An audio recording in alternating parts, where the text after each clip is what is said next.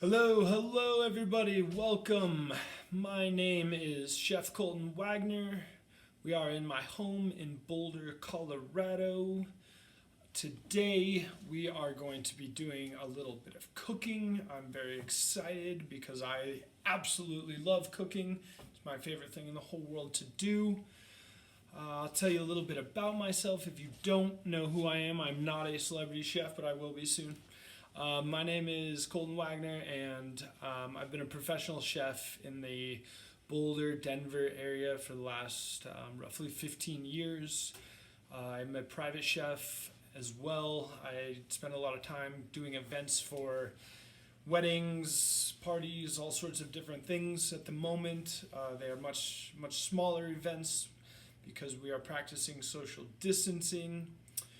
But today, we are going to talk about an awesome fall dish using some great fall ingredients that some people may or may not know how to use. And so we're going to get started. Quick note, I'm going to have to deal with the reflection off of my head today, so I apologize for that.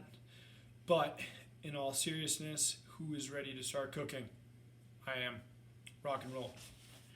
Alrighty, so what we're going to talk about today is salmon. Salmon. We're going to do a fall salmon dish with salmon and roasted squash with arugula, pomegranates, and balsamic. Lots of awesome fall flavors, and some of these things you probably see around the store this time of year, and some of them you may or may not know what to do with. So we're going to start with squash. This is called delicata squash. It's one of my favorite squashes. You see them in those massive bins at the grocery store. And what do you think of when you think of squash? I think of growing up, I think of not knowing what to do with squash or how to cook them. Remember my mother would go and buy a bunch of little squash, and they would sit around the house as decoration for like 6 months. And we had never cooked them or eat them. But today, that is what we're going to do. We are not going to use it as decoration, but more so as an ingredient in our dish. So let's get started. A couple things before we get started. I have the oven preheated to 450 degrees. That's very hot because we want to be able to cook this dish fairly quickly, and we want the oven to be extremely hot so we get a nice roast on our squash. That is what we're going to do today, is we are going to roast our squash. So make sure your oven is on and preheated so it makes your life easier down the road. So let's talk about delicata squash. Delicata, what that translates to is literally delicate, okay? Delicate. And what I love about delicata squash is that you don't need to peel it, okay? It has a very delicate exterior, and it's very beautiful. I love these awesome lines, and so what we're going to do with it is we're going to cut it into rings and roast it. So grab the best knife that you have in your kitchen. I have a very sharp knife, but anything that you use for your kitchen is going to do just fine. Let's talk about how to hold a knife really quickly, okay? I don't like to see when people are holding a knife back here, okay? You don't have a ton of control. I like to really choke up on the knife, and it's important because squash is a little bit tough. It can be kind of hard to cut through. So very simply, I'm going to start with cutting the ends off of our squash, okay? And then we're left with something kind of like that. What we're going to do is we're going to cut it into about 1/2-inch rings, okay? Whatever that looks like, something like that. We don't want it to be too thin, because if it's too thin when you roast it, it doesn't have a lot of body, and it's going to want to kind of just fall apart. And if it's too thick, it's going to take a while to roast, and it's a little bit harder to eat, okay? So just about like that. And go ahead and just cut your squash down. And you will notice there are seeds inside of this squash. And depending on what you're doing, you can totally use those seeds. However, for today, we're gonna toss them out. And so all I'm gonna do is take a spoon into my squash, and I'm just gonna very easily go around with the spoon and cut them out until you're left with something like that. Okay? Once we have our squash ring, just throw it on a sheet tray. Okay, so first step, audio seeds. Put our squash down. Delicata squash, after it's roasted, gets a very, very creamy consistency. It's very delicious, has an awesome texture, and it's better to be used in cooking than decoration on the mantle. Okay, so once we get a few of our squash rings onto our sheet tray, okay, like that, we are going to take a little bit of olive oil. Okay, olive oil. Olive oil is great for roasting. Today, we are going to roast this squash very simply. We're not going to add a ton of other things, but one little trick that I do enjoy if I have the time is to take a garlic clove and put it in the middle of each little ring, and once you add your olive oil and put it into the oven, the garlic starts to make kind of a pool of garlic oil in the middle of the squash. You get a really, really delicious flavor. But for today's purposes, I'm just going to drizzle a little bit of olive oil over the top and sprinkle it with some salt. Okay, make sure we season up here, not down here. The reason for that is surface area. We want the salt to spread out onto the food, okay? And a little bit of black pepper. Great, see? So, olive oil, salt, pepper, oven. Okay, next step, oven. While our squash is in the oven, we are going to talk about the rest of the components on our dish. Okay, so next, let's talk about pomegranates. Pomegranates. This is a pomegranate. They usually pop into the store about this time of year. They're a great fall ingredient. What do you think of when you think of pomegranates? I'll tell you what I personally think of. I think of cherry Coke. And why do I say cherry Coke? Well, because grenadine. Grenadine is the syrup they use in a bar to make your cherry Coke. And when I was a little kid, I loved cherry Coke. And the older I got, I found out that grenadine is actually made from pomegranates, which made me think back in time, because every single time I drank a cherry Coke in my entire life, I actually drank a pomegranate Coke. Anyways, pomegranates. So I'm going to teach you how to break one of these suckers down. So there's a bunch of little seeds in here, and they can be tricky to get out. So let's start. All I'm going to do is take our pomegranate, and I'm going to cut it into half. Okay? Take a knife, cut it into half, and we're left with something like that. Really cool. So, I have seen some interesting ways, to say the least, of how to get pomegranate seeds out. I've seen people use a knife and sit there. That seems very tricky. So, the way that I like to do it is I take a bowl of water, quite simply, take our pomegranate and put it like this so that you can see the seeds through the back of your finger, and take a big spoon and you just spank the back of it. And the seeds simply want to pop out.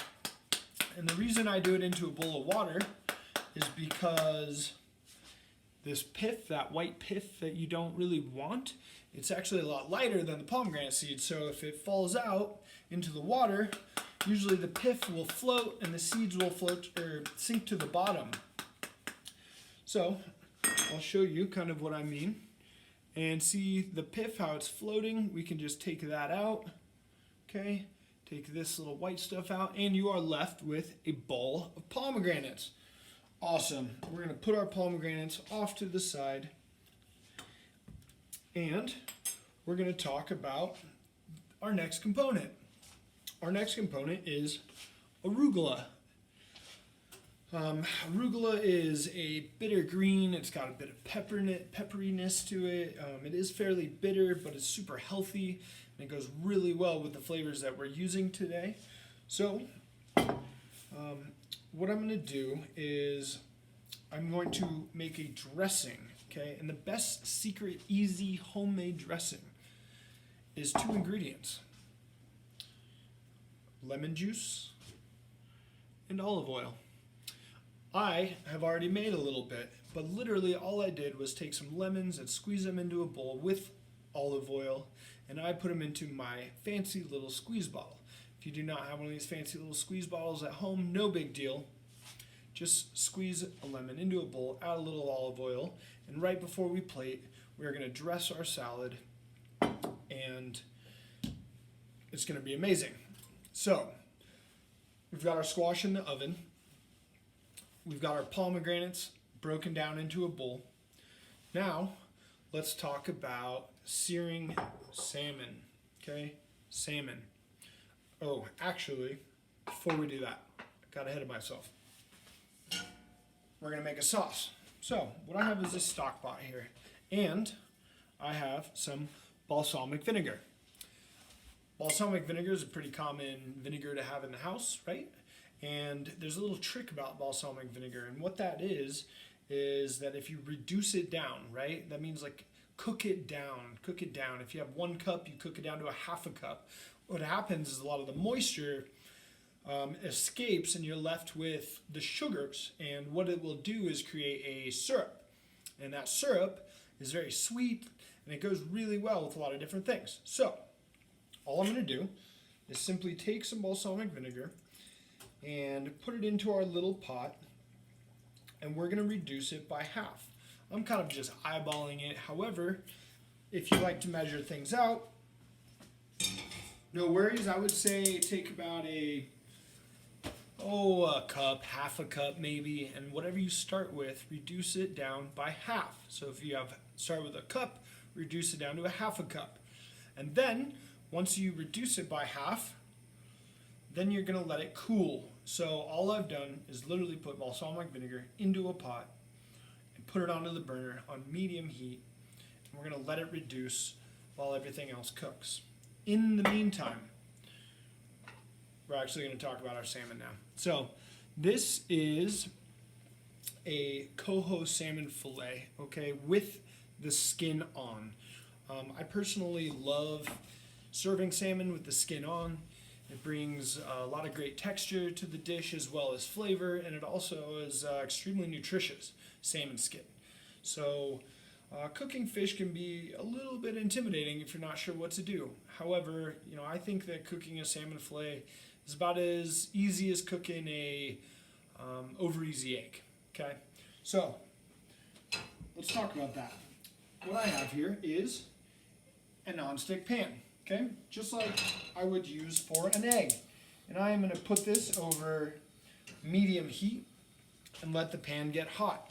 Now I'm not going to add any oil yet because I want the pan to get hot before I add oil.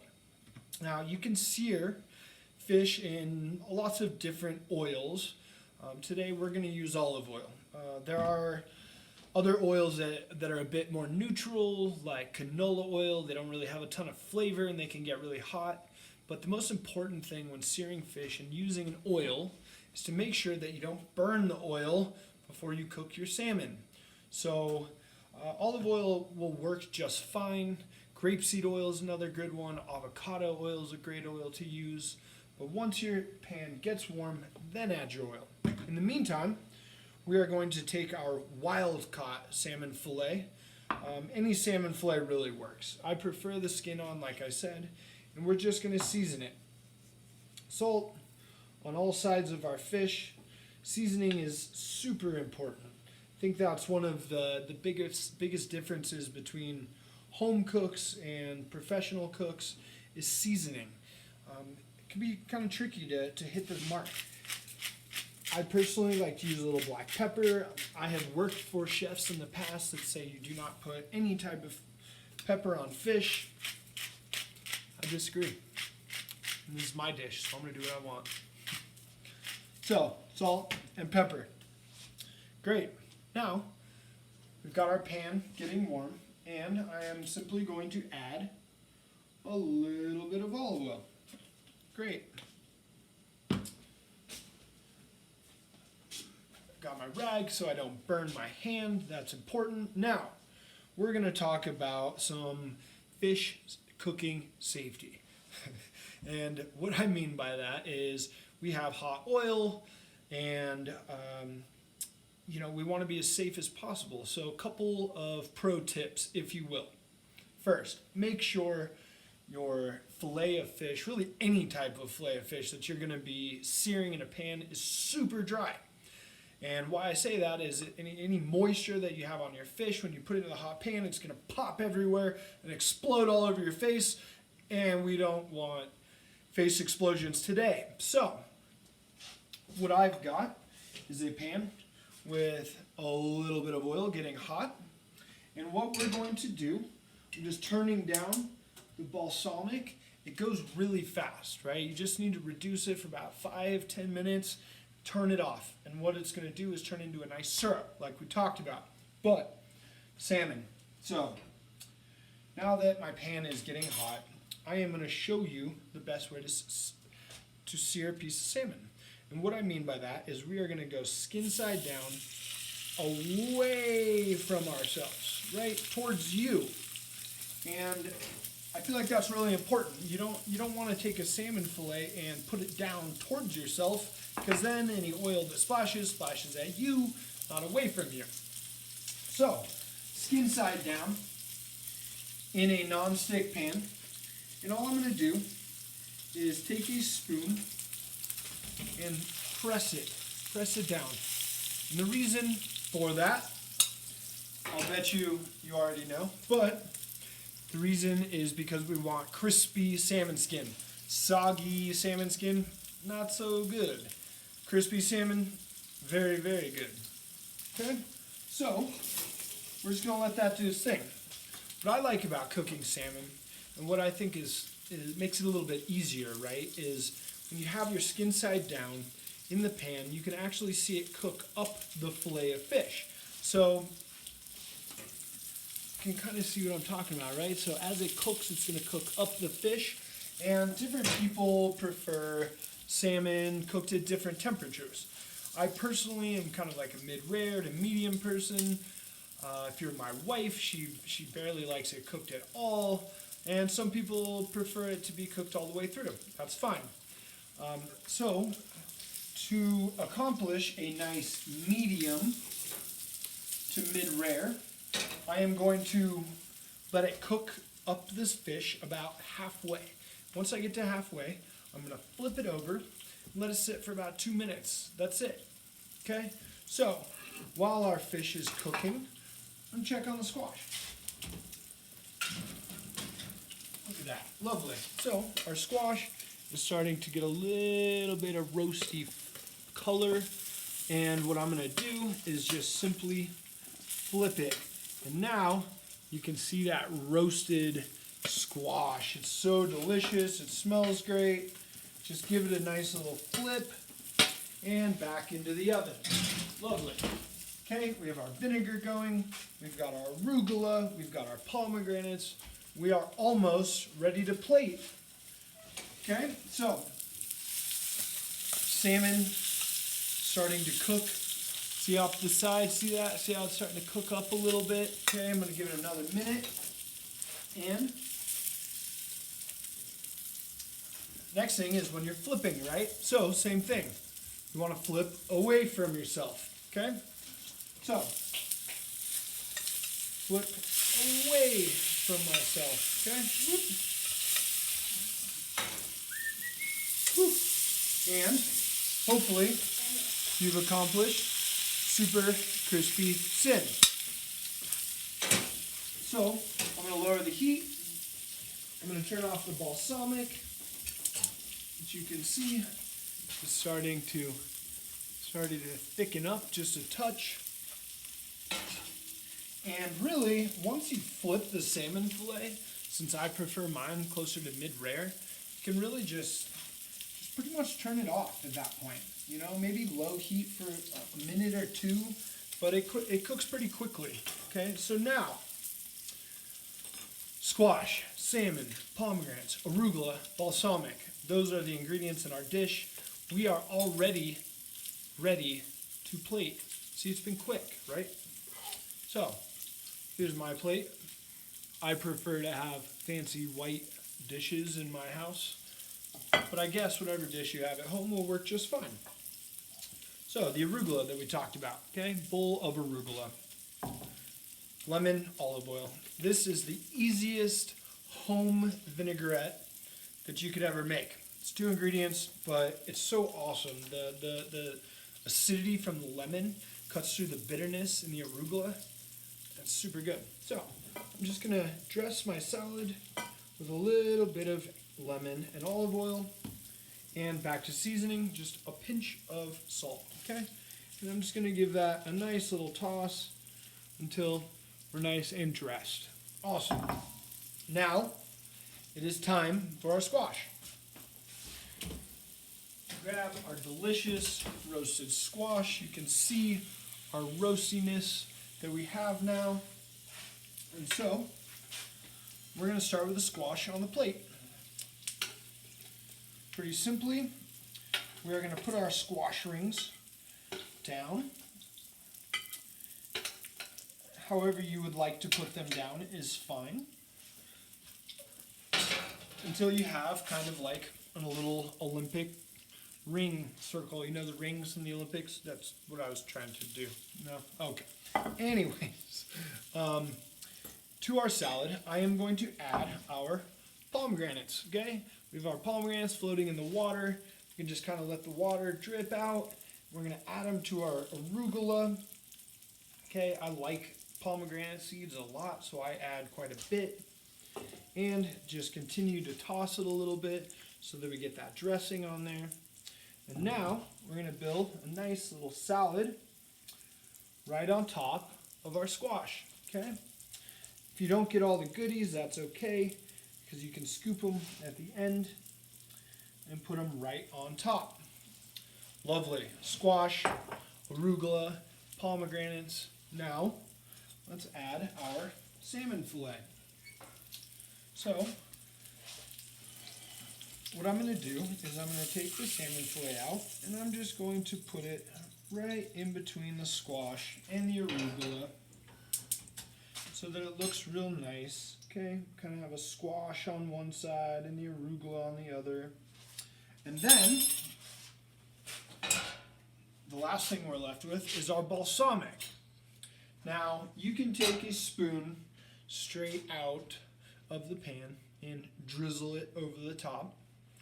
But I came prepared and I have a little bottle of it. See, this is what it looks like after you reduce it down for a little while. It's just a nice little syrup. And what I love about these fancy little bottles is you get to be super creative and plate it all cool. So, like, think about what we have on the plate. Roasted squash, very simple salad, arugula and pomegranates, seared salmon fillet. Now we're going to tie it all together with a cool little sauce. Okay, so I'm going to do kind of something like this and go around it. Okay, so we get a little bit of the balsamic on everything. And what we are left with is a dish that looks something like this. Okay, so what we have is a skin-on seared wild salmon fillet over roasted delicata squash with an arugula and pomegranate salad finished with balsamic reduction. Sounds like a really fancy dish, but you saw it, right? It's really easy to do at home. I'm gonna grab a fork because one of the most important things is to taste your food. Now, if we've done everything right, the skin should be crispy. And look at that. See, when I grab this salmon, see the skin just breaks right off. And